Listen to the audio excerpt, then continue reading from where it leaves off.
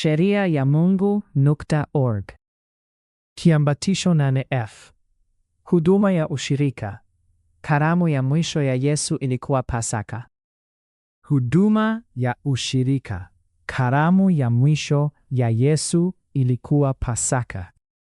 Huduma inayojulikana leo kama meza ya Bwana au ushirika haikuzaliwa kama ibada mpya ya Kikristo iliyotenganishwa na Torati.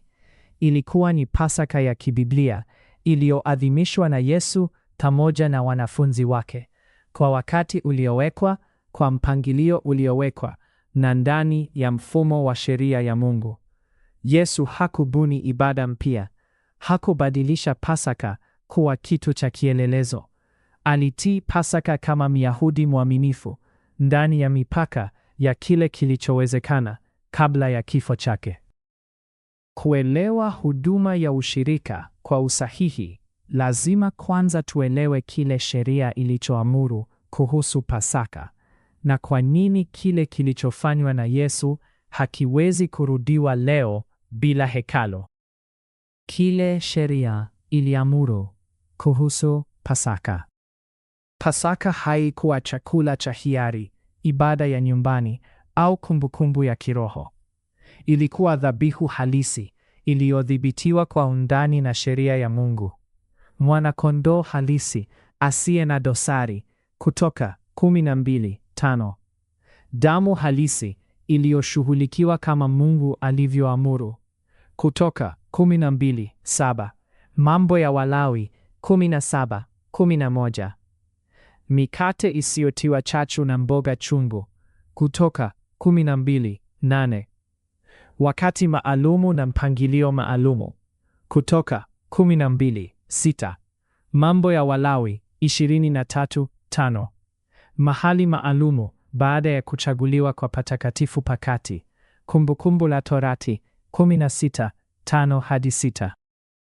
Baada ya Mungu kuchagua mahali pa kuweka jina lake, Pasaka haikuruhusiwa tena kuadhimishwa katika miji yenu, bali pekee katika mahali alipochagua, Kumbukumbu la Torati 16:5-6. Damu ya mwana-kondoo haikumwagwa kiholela. Ililetwa kwa mpangilio wa kikuhani ndani ya mfumo wa hekalu. Yesu na Pasaka.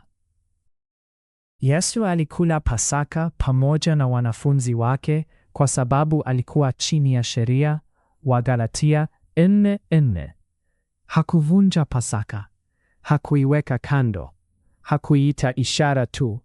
Alikula Pasaka halisi kwa wakati halisi kabla ya mateso yake. Katika mlo huo wa Pasaka, Yesu alizungumza kuhusu mwili wake na damu yake kwa lugha inayotokana moja kwa moja na Torati. Hakusema kwamba mkate au divai vinageuka kuwa dhabihu mpya. Hakusema kwamba Pasaka imefutwa. Alitumia mlo uliokuwepo kuelekeza kwenye kile ambacho kingefuata, kifo chake mwenyewe. Lakini ni muhimu kuelewa hili. Yesu hakutoa dhabihu ya Pasaka kwenye meza. Dhabihu ilifanyika baadaye msalabani. Meza haikuwa madhabahu, nyumba haikuwa hekalu, na wanafunzi hawakuwa makuhani. Kwa mimi, huduma ya ushirika haiwezi kuwa Pasaka leo. Baada ya uharibifu wa hekalu katika mwaka 70 baada ya Kristo, Pasaka ya kibiblia ikawa haiwezekani kutekelezwa. Hakuna hekalu, madhabahu, ukuhani wa Haruni, ushughulikiaji wa damu kama ulivyoamriwa, mahali alipochagua Mungu pa kuleta dhabihu. Bila vipengele hivi, Pasaka haiwezi kutekelezwa, si kwa sababu sheria ilibadilika, bali kwa sababu Mungu aliondoa muundo aliyoutoa kwa ajili ya utii. Kosa la kugeuza Pasaka kuwa ibada ya kielelezo. Huduma ya ushirika ya kisasa inajaribu kuchukua nafasi ya Pasaka kwa ishara. Mkate badala ya mwana-kondoo, kikombe badala ya damu, meza badala ya madhabahu. Lakini sheria haikuruhusu mbadala wa aina hii. Mungu hakuwahi kuamuru Pasaka ya kielelezo. Hakukubali mbadala wa kiishara.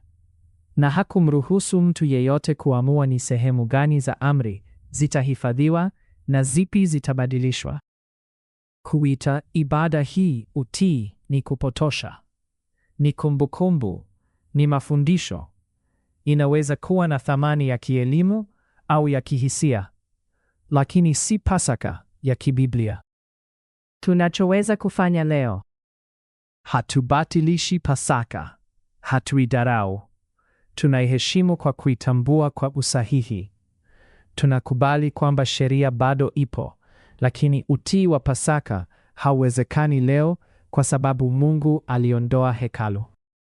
Tunachoweza kufanya ni kile ambacho maandiko yanaturuhusu: kukumbuka kazi ya Yesu, kufundisha maana ya Pasaka na kuishi katika utii kwa amri zote ambazo bado zinaweza kutekelezwa leo.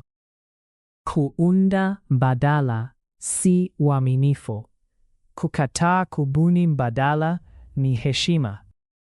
Mfululizo huu na masomo mengine mengi kuhusu sheria ya Mungu yanaweza kupatikana kwenye tovuti sheriayamungu.org.